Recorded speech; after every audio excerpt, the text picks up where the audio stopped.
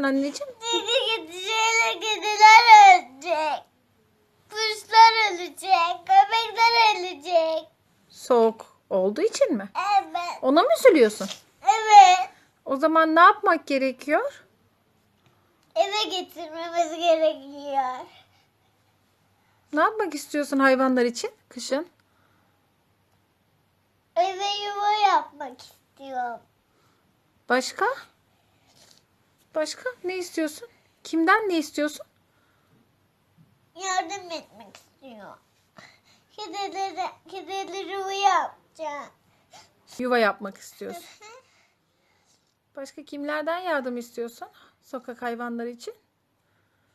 Sonra Hani bu anneciğim? kediler ölecek, köpekler ölecek. Neden? Çünkü soğuk olacak ama. Ne istiyorsun peki? Devlet buraya getirdi. Devlet mi getirsin? Evet. Ne yapsın? Yuva getirdi. Yuva. Evimize getirdi. Eve yuva yaptı. Çünkü onlar kediler ölünce onlar yaşamaz.